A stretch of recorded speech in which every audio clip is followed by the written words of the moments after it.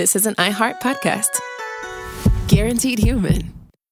Work can be a little weird. Cringy training seminars, coworkers who won't stop talking about their plant, forgetting the mute button at an inopportune moment. We have to deal with a lot on any given workday. Sometimes it can feel hard to thrive and move forward in your career. Well, that's where LinkedIn comes in. LinkedIn helps you get ideas and insights from experts in your field, connect with people professionally, grow your network, and access tools designed to help you find the right fit for your next role. Whether you're just getting started, figuring out your next move, or looking to accelerate your career, LinkedIn is built to support you at every stage because LinkedIn is the network that works for you. Visit linkedin.com/knowstuff to learn more. If audiobooks are your thing and you've been meaning to listen to more of them, you should check out a podcast called Earsay, the Audible and iHeart Audio Club, hosted by Cal Penn. Each episode spotlights standout audiobooks on Audible across all kinds of genres: sci-fi, comedy, romance, thrillers, and more, with Cal talking to guests who help break down what makes each story worth listening to. It's a fun, easy way to discover your next great audiobook. Check out Earsay on the iHeartRadio app, Apple Podcasts, or wherever you get your podcasts. Welcome to Stuff You Should Know from HowStuffWorks.com.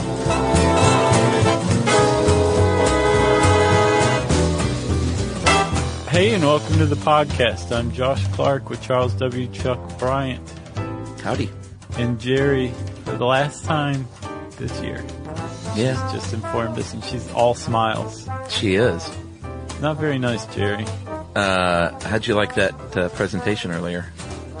The sensitivity training? Uh-huh. It was great. Yes, people, because we work for a corporation, we have things like sensitivity trainings. Uh-huh. And in those trainings, you get shown video examples of various forms of harassment.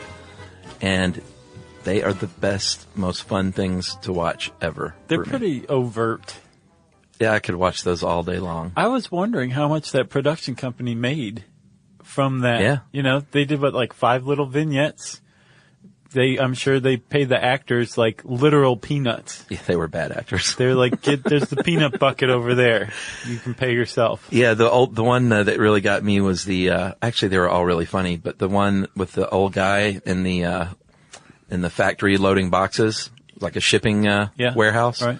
And they were giving the old man a hard time about everything. Because he was old? Yeah, because he's old, and they were giving him a hard time because he was out of work for a while, and they had to cover for him. Right. The old man, and he had the back brace on. Did you notice that?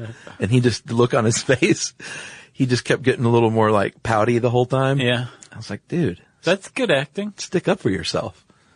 Tell these young kids, what to do. The back brace prevents him from it. Anyway, I just had to bring that up because I just think that stuff is so funny. And what's funny is people really do some of that stuff that you're like, what? Yeah.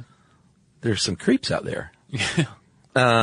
That was a really weird setup for Jim Henson because he's the least harassy guy he was probably ever. Yeah. He certainly comes across that way. He's a genuinely good dude. It's not one of these stories you hear about like, maybe some of your favorite children's books writers or cartoonists or something maybe were kind of bad people. No, apparently not at all. Yeah. He was not only, so there's a lot of quotes in this article. I thought John Strickland wrote it. It turns out that's not the case. I'm surprised. Yeah. 'Cause he's friends with, or down with at least, one of Jim Henson's kids. Oh, really? Who I believe lives here in Atlanta. Oh, wow. But in this article, it's one of those things where everybody who compliments Jim Henson, who worked with him, they go to the trouble of complimenting him in a way that's not just like, oh, he was such a great guy. Yeah. They all back up just a little bit because they're cognizant that that doesn't get it across. Sure. And they want you to understand that they're talking about more than just the great guy, like, right. Oh, he's dead and I'm not going to speak ill of the dead, and he was a great guy, and that's a really thoughtless, polite, inoffensive thing to say. Sure. So, like, Frank Oz said something like, he was a great guy, but at the same time, he was a human, but he was still a really great guy. Right. So, like, what you're thinking of as a great guy, get rid of that and actually replace it with a genuine human great guy. Yeah, because as a filmmaker, he's a puppeteer, obviously, but he was a filmmaker first and foremost, which a lot of people kind of forget about. Yeah. Did you watch any of these? Oh, yeah. Man. That's a tough job. Super stressful. And you and I have seen it can make good guys and good ladies be real jerks. And yell. Under stressful situations, it's a tough thing. There's a lot of money on the line each day. And, it's like everybody relax. It's just millions of dollars. Yeah. But Frank Oz, I think that's the point he was making. Like, even when he would get frustrated and stressed like that, he was still a good guy behind it all. Yeah. And I read I guess it was a book review of a biography about him that showed that somebody said it was all just play to him. Yeah. Like work was play. Yeah. Even though he worked really hard, he was able to commit himself like that to his work because to him, he was having the time of his life. Yeah. All the time. And apparently like there was no line between work and play, which now that we've seen that sensitivity training right. could have gotten him in a lot of a lot of trouble. But he just enjoyed the life that he had from what I understand. Loved cars. Yeah. He had like a Lotus that was the same color as Kermit the Frog. Mm-hmm. He had a Rolls Royce early on from his work. Yeah. Let's talk about the guy. Yeah. I mean, if you haven't, I just need to go ahead and say, if you haven't listened to the episode on the Muppets, this is what I consider just a more in-depth part 2 on the man himself. Right. But that's one of our favorite all-time episodes. And from feedback, one of the great all-time fan episodes. Yeah, it was a great episode. Yeah, it was just a lot of fun. And so I hope this augments that one. I hope we do it justice. So, that's actually one of the reasons why we can do this episode, because we already did a Muppets episode. And they tweeted about us, do you remember? The Henson Company did. Yeah, they did. Which was they approved. Huge. It got their actual approval. That's right. Man, that was something. The Muppets episode is its own thing. It's about Muppets. This is about Jim Henson, and it's appropriate that we're doing this because he was more than just the Muppets, even though everybody pegs him with the Muppets and like that is a huge thing. He was more than that. And like you said, he was a filmmaker, but originally started out as a puppeteer, but kind of a reluctant one. Yeah, he was born in 1936, September 24th. James Maury Henson, M-A-U-R-Y, in Mississippi.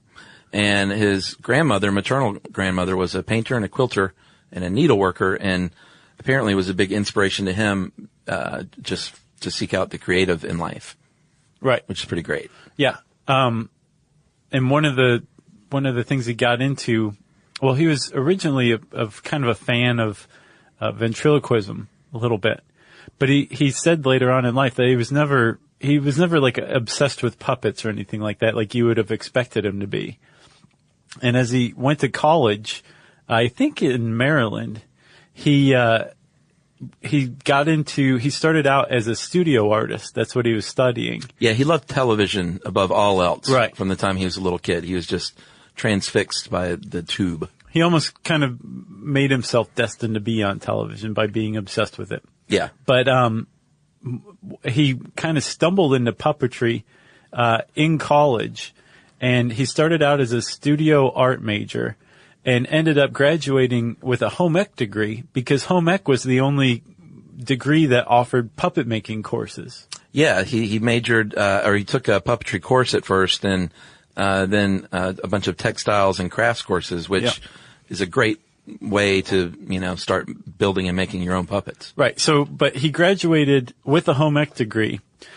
But by the time he graduated, he was already extremely successful. The Rolls Royce that I mentioned, he bought in time to drive to his college graduation. Yeah. Because he'd already created successful shows, in his town. Yeah, I think he was in high school, he was on the local TV station, doing little guest spots. And then, in 1955, the show Sam and Friends, debuted, and that, he also did work on the side making money with, I think he did some of the really cool concert posters of the day. Right. Really colorful, silkscreen posters. And Sam and Friends did really well.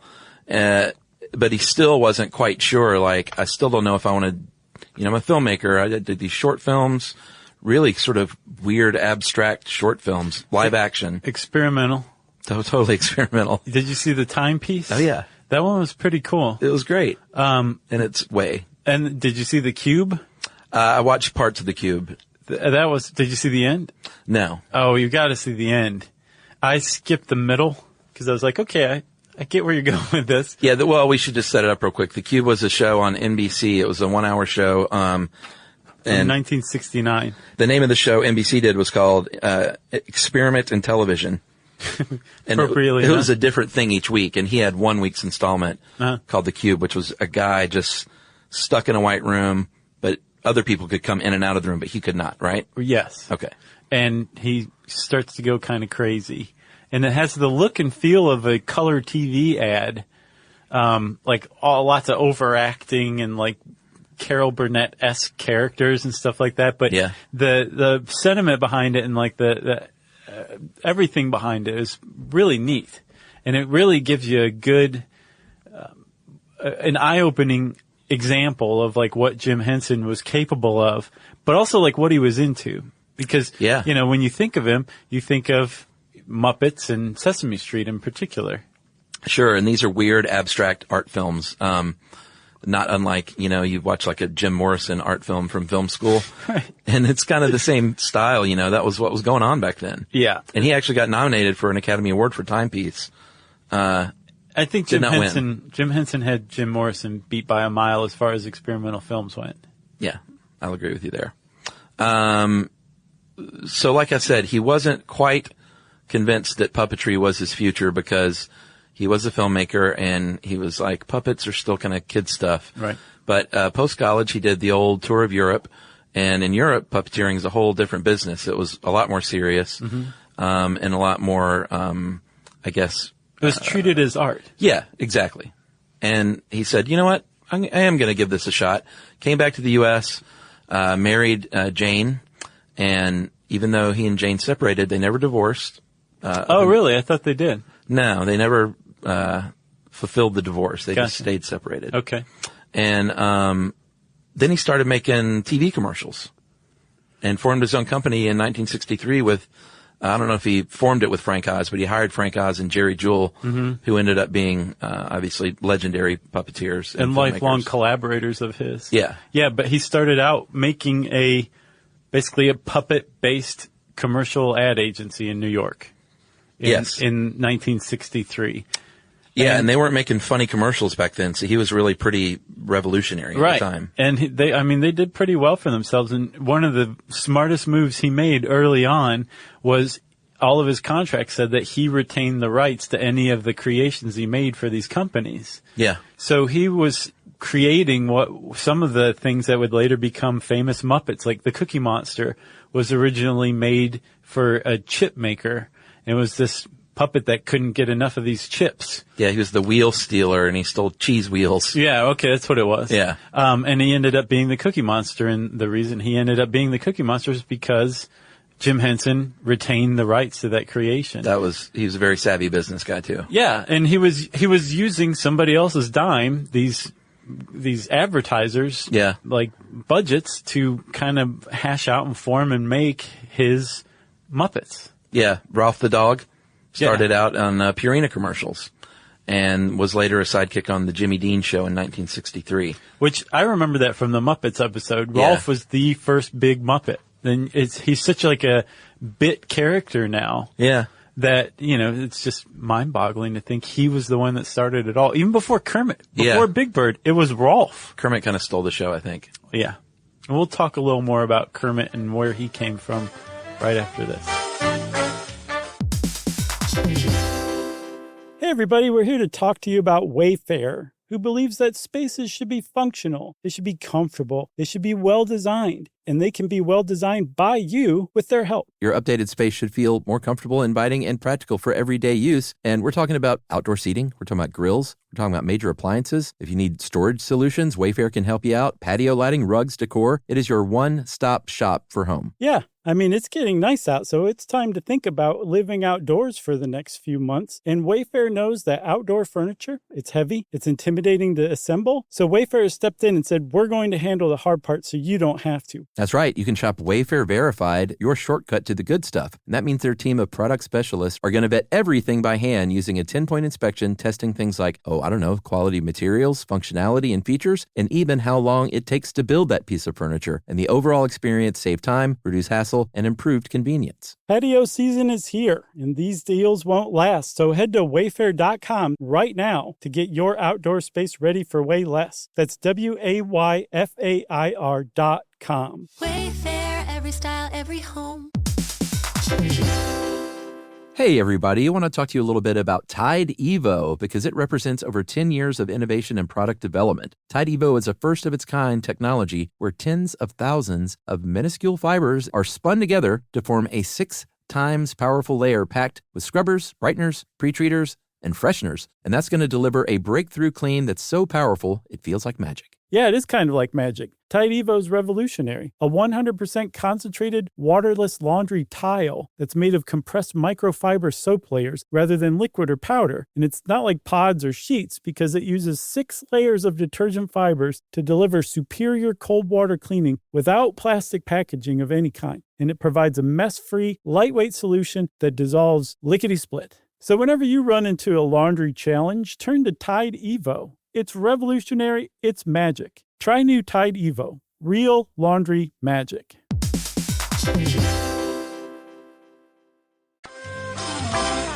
All right, so it's 1969, and a very, very big thing happens to Jim Henson.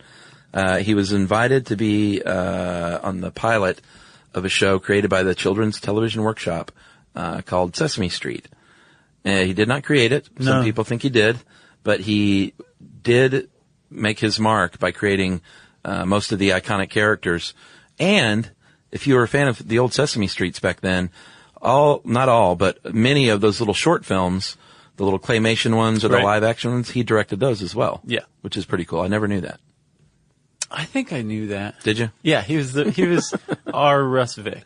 Yeah. No, he was their Russ Vick. That's right. Russ Vick is ours. That's right. So, Chuck, the whole thing that changed everything for him was Sesame Street. Yeah. He wasn't a creator of Sesame Street. They just hired him on. Yeah. And they actually kind of won him over because remember, one of the things that Jim Henson always struggled with his whole career was he wanted to explore places that puppets had never really gone to. Right.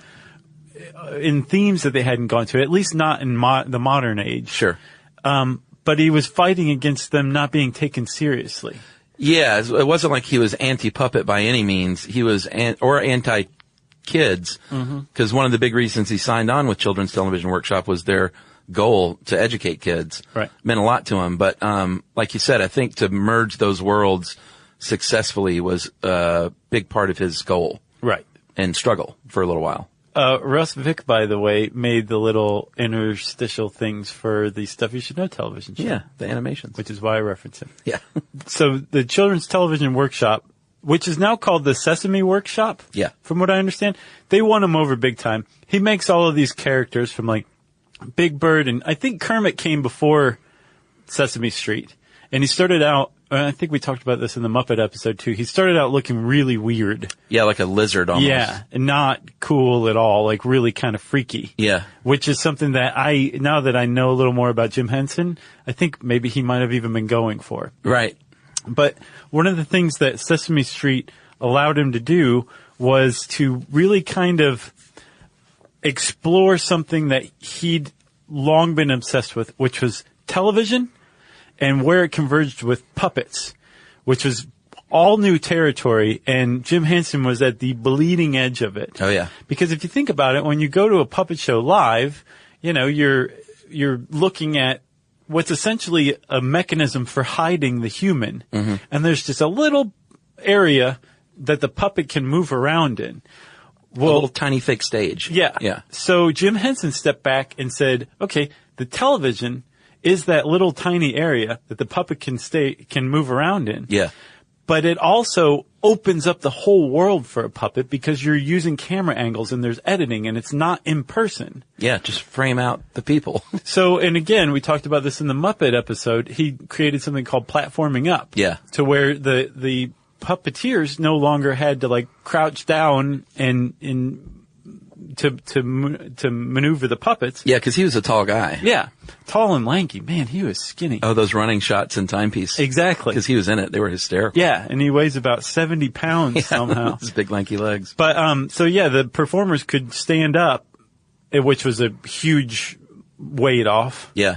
But at the same time, because you're working with cameras and stuff like that, and they have the whole universe to move around in, and Jim Henson wanted them to move around as much as possible, it also put them in some weird positions. Yeah, if you ever, well, some people might think it's like kind of ruining the thing, but I think it's really neat if you just look up on Google Images, Muppet Show behind the scenes pictures. Yeah. And it'll show the stage sets, like, 6 feet off the ground. Right. And all the people standing beneath. I think it's awesome to look at, but some people don't like, they want to keep that illusion alive. Right.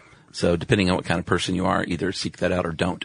And we gave that warning in the Muppets episode too. Did we? Yeah. Yeah, I think they're really cool pictures. I agree. Because, a lot of times they're looking at video monitors, standing there, contorted, using both hands. Right. The way puppeteers work together to me is just a miracle, because they're acting as the puppets, but they're still moving among one another as humans. Right. Underneath, which can be really complicated. In fact, we know some really, really talented puppeteers here in Atlanta. Yeah, the Center for Puppetry Arts is, Yeah. I think, the nation's largest puppeteer organization. Yep, and that is where we had our TV show debut party, premiere party. Yeah. Like, it was a really cool experience. Like, Emmett Otter and the gang are right there on display. I think the Henson and Kermit cut the ribbon for the grand opening. Yeah. Back when it opened, and ended up donating like 500 puppets and Muppets. Right. To the Center for Puppetry Arts. So if you ever visit Atlanta, people always email us and say, what should we do?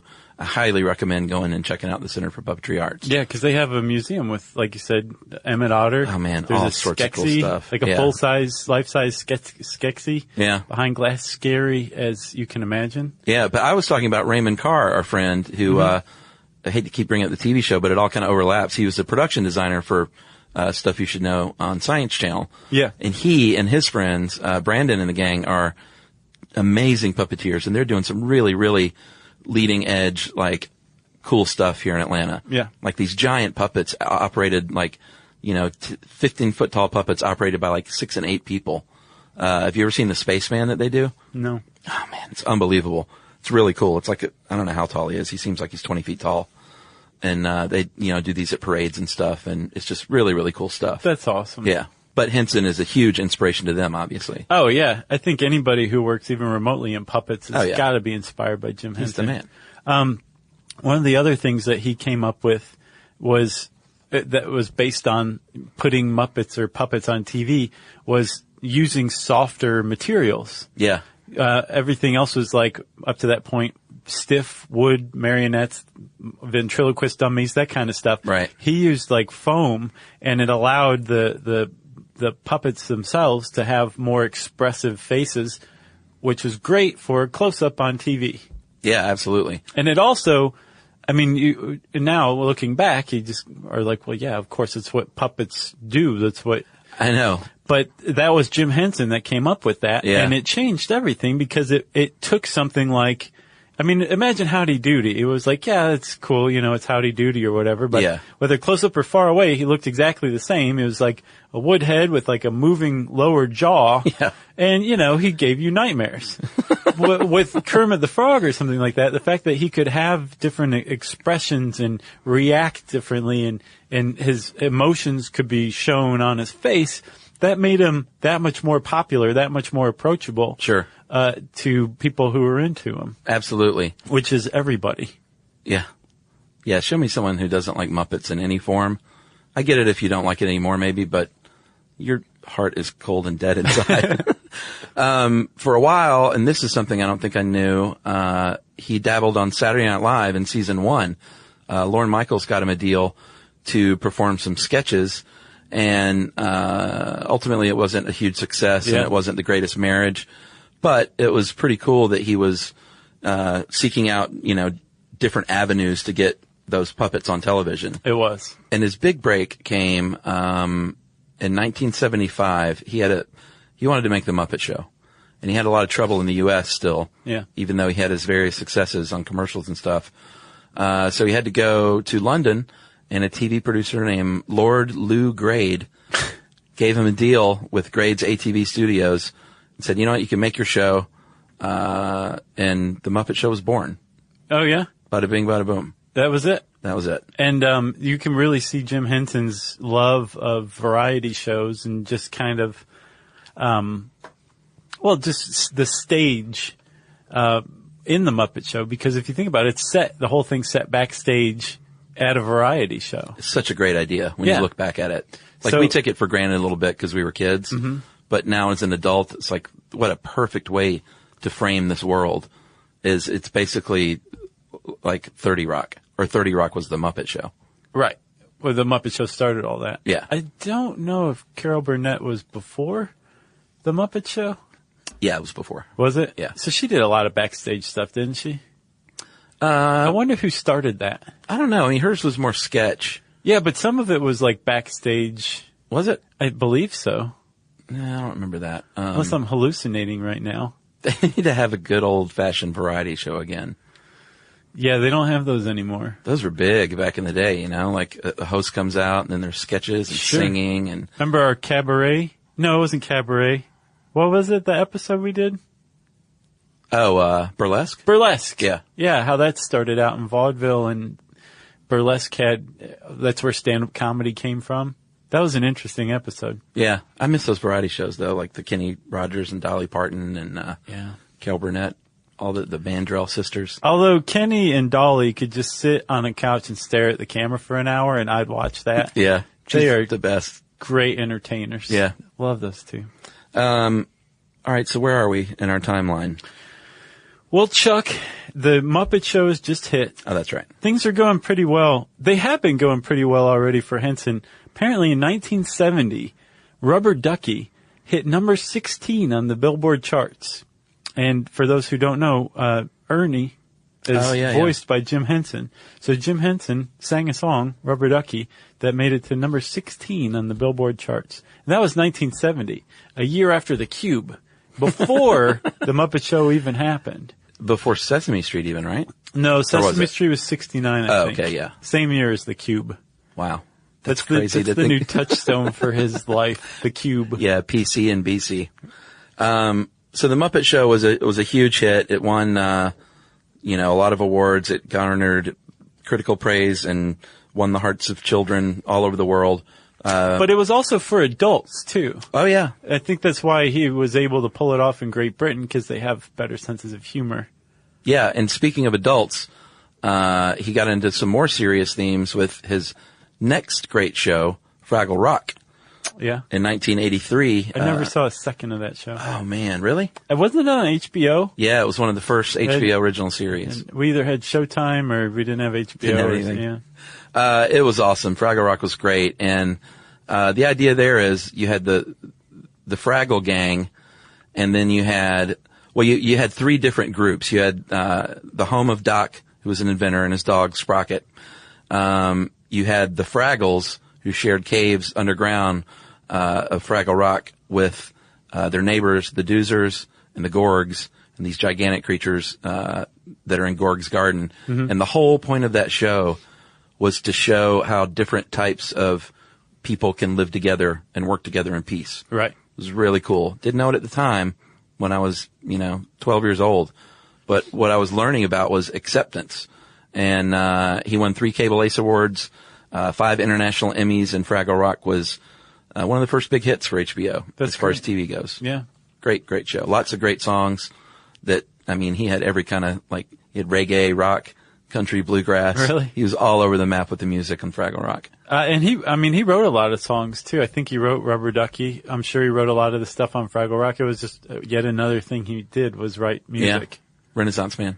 The other show that he came out with in the 80s, in the mid 80s, that I was big time into was Muppet Babies. I never saw 1 second of that. Man, I love that show. Yeah, we're just enough apart in age where like certain things I saw you were too young for, and then certain things I was too old for. You know what's weird though? I'm just going to say this. So Yumi and I are the same age. Uh-huh. Her sister is like 5 years younger than us. Uh-huh. And I used to love Muppet Babies. Yeah. Yumi's sister used to watch Muppet Babies.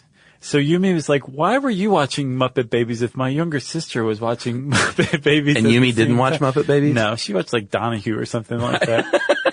I watched Muppet Babies. I'm not ashamed anymore to say it. Well, when was that? 1984? I was 13. So yeah, I was starting to be a teenager. Muppet Babies didn't appeal. I think it was on for like 4 or 5 seasons. So maybe I was watching it at the beginning of the series. No, and that makes Mika sense. was watching it. That's what I've been telling Yumi. In 84, you would have been, what? 8? Oh yeah, that's perfect age for Okay. Muppet Babies. So I think we just saw it on different ends of the series is what it was. Is that what it is? But have you ever heard of Ron Funches? Yeah, the comedian? Yeah. Yeah. He has a little bit about Muppet Babies that's pretty hilarious. Oh really? Yeah. He's awesome. Love that guy. Yeah. We saw him live. He's just a beautiful human being. Muppet Babies was cartoon though, right? Right. It was not live puppets, correct? At all? No, it was cartoon. Okay. It was so cute. Were they just the regular Muppets as babies? Yes. Oh, well, I'll have to watch that sometime. Yeah, and they like used their imagination and like Gonzo had a thing for Indiana Jones, so he was frequently like exploring caves and like swinging on vines with a Indiana Jones fedora on and that kind of stuff. Well, see, I would probably enjoy that now. You would. Yeah? Definitely. All right, I'm going to go get Muppet Babies. Chuck, he did even more TV that we'll talk about in a second, okay? Okay. Okay. Hey everybody, I want to talk to you a little bit about Tide Evo because it represents over 10 years of innovation and product development. Tide Evo is a first-of-its-kind technology where tens of thousands of minuscule fibers are spun together to form a 6 times powerful layer packed with scrubbers, brighteners, pre-treaters, and fresheners. And that's going to deliver a breakthrough clean that's so powerful it feels like magic. Yeah, it is kind of like magic. Tide Evo is revolutionary. A 100% concentrated, waterless laundry tile that's made of compressed microfiber soap layers rather than liquid or powder. And it's not like pods or sheets because it uses 6 layers of detergent fibers to deliver superior cold water cleaning without plastic packaging of any kind. And it provides a mess-free, lightweight solution that dissolves lickety-split. So whenever you run into a laundry challenge, turn to Tide Evo. It's revolutionary. It's magic. Try new Tide Evo. Real laundry magic.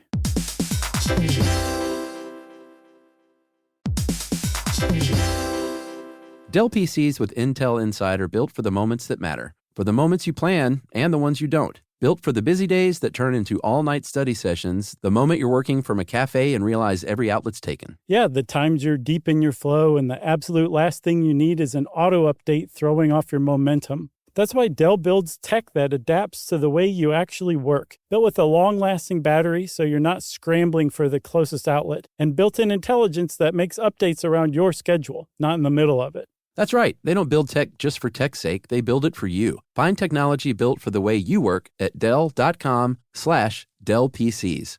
Built for you.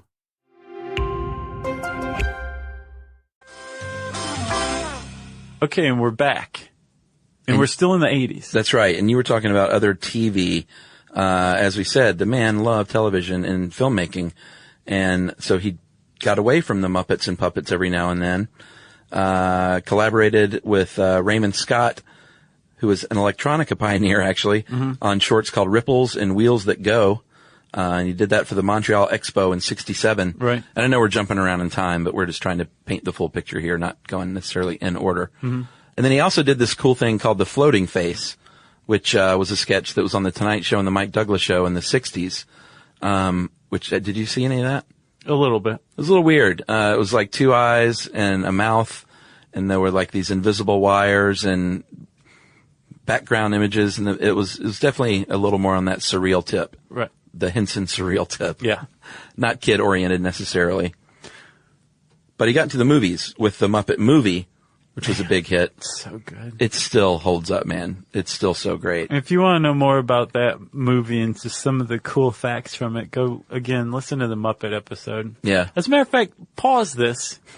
Go listen to the Muppet episode and then come back to this one. Yeah. What year was It'll that? probably enhance your experience. Agreed. Or listen to them both at the same time. But he followed the Muppet, in 1982, he made The Dark Crystal.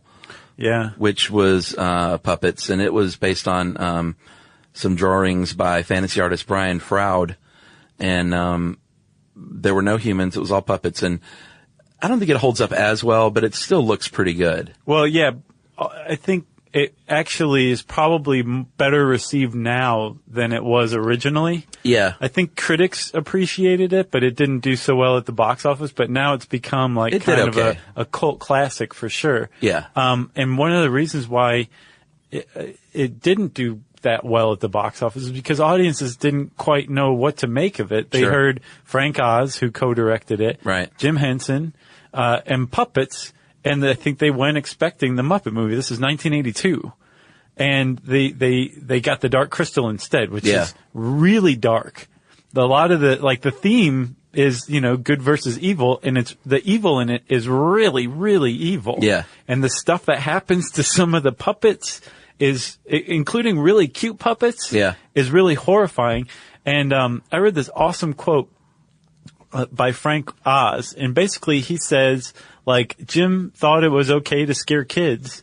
As a matter of fact, he thought it wasn't healthy for kids to never be scared. So Interesting. he purposefully was trying to scare kids, and he wanted to take the tradition back to grim fairy tales, which were very, very dark and graphic. That's a good point. That's what he was going for with the Dark Crystal. Yeah, I think it was ahead of its time for sure. Yeah. If you look at some of these, some of the CGI movies today, I think that Dark Crystal was a precursor to a lot of those. Right.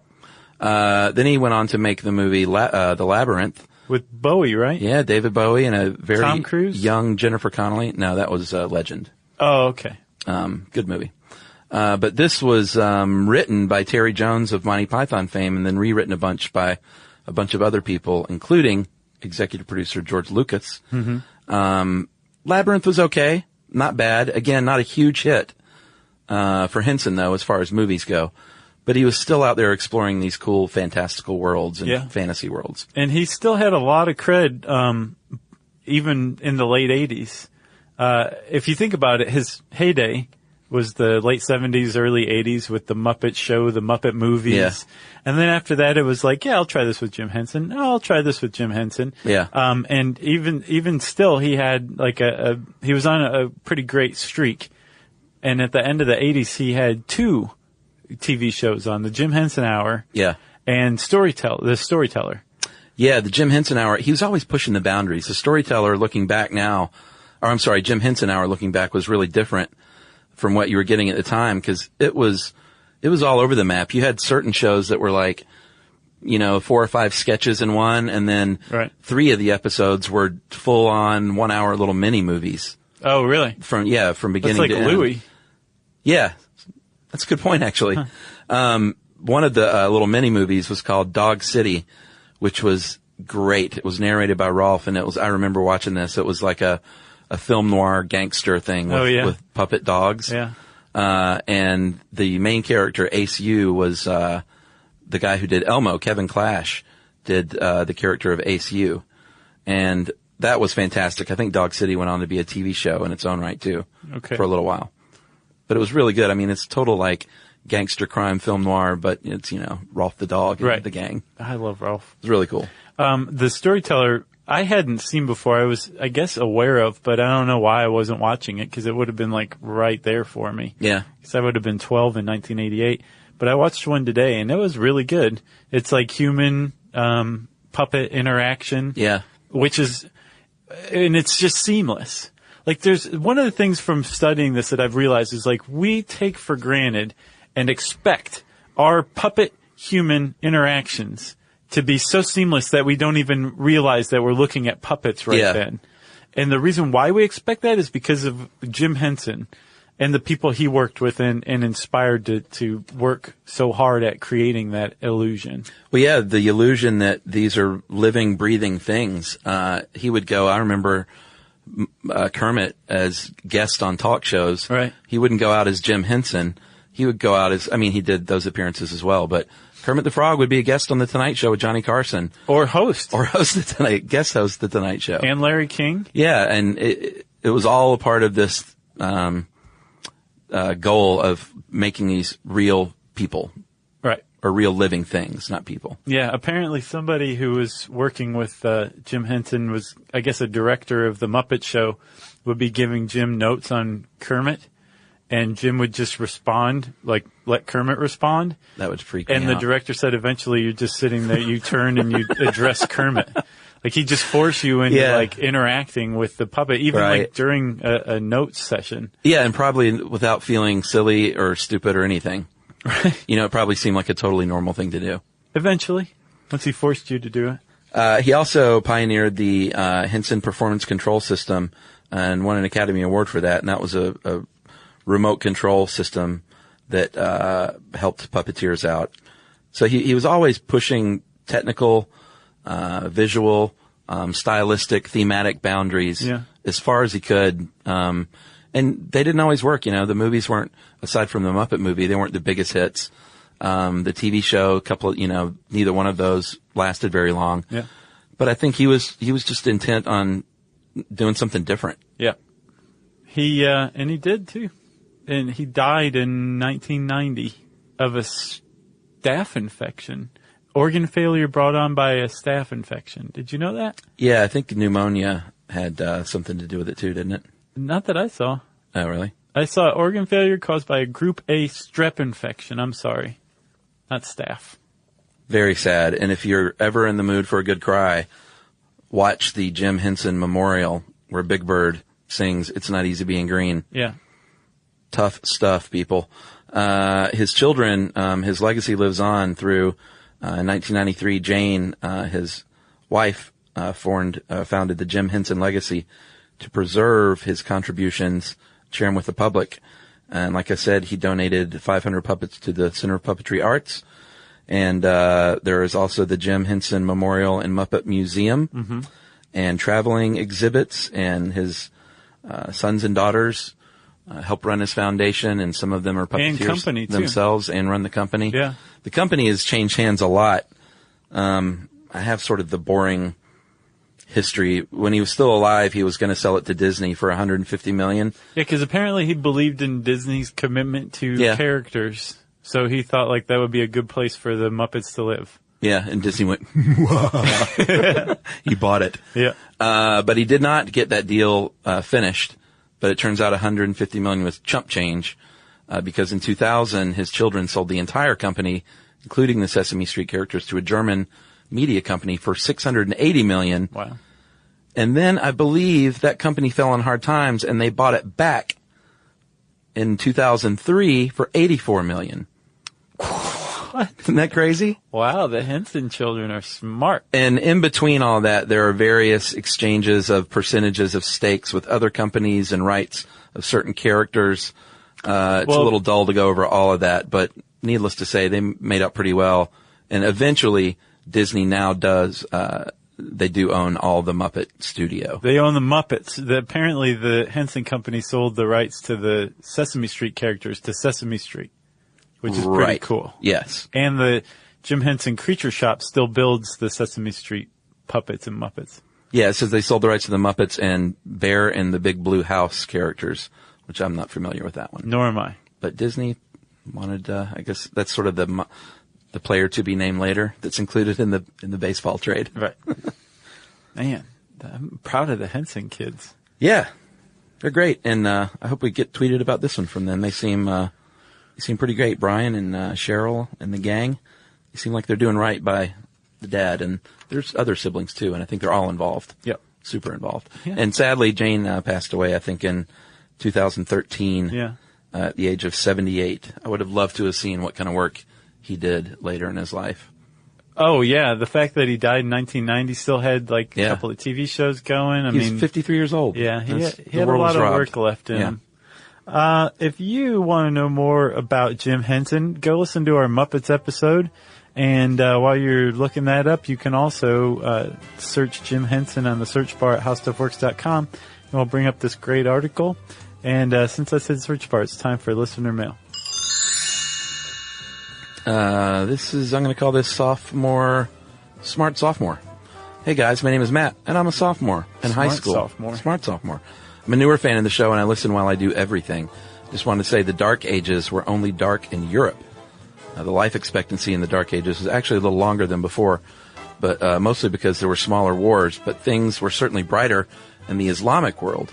In fact, people in the Middle East were really enlightened during this time. Within about 100 years, they conquered a lot of new land, including Spain.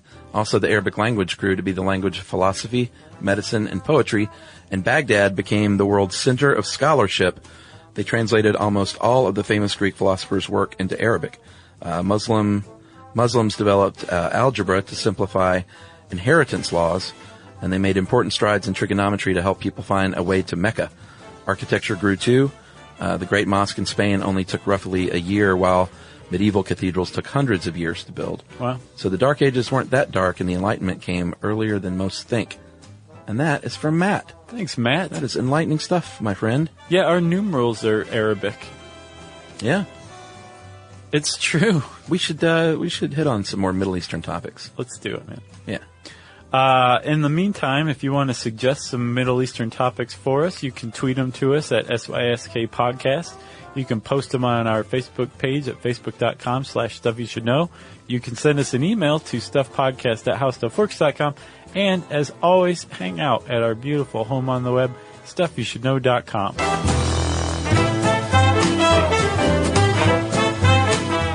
For more on this and thousands of other topics, visit howstuffworks.com.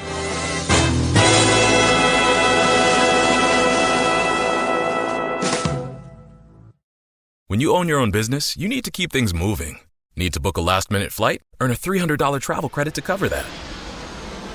Need to take a meeting before takeoff? Do it from the comfort of the Chase Sapphire Lounge by the club. Need to catch your breath before you board? Done. Chase Sapphire Reserve for Business, the business card that gives back all you put in. Visit chase.com/reserve business to learn more. Cards issued by JPMorgan Chase Bank, N.A. member FDIC, subject to credit approval. Terms apply. Lots of places can expose you to identity theft. That's why LifeLock monitors hundreds of millions of data points a second for threats to your identity, which is way more than anyone can do on their own. If we find anything suspicious, like new loans or changes to your financial accounts, we alert you right away, all through text, phone, email, or the LifeLock app. Save up to 30% your first year. Visit lifelock.com/iHeart. Terms apply. This is an iHeart podcast. Guaranteed human.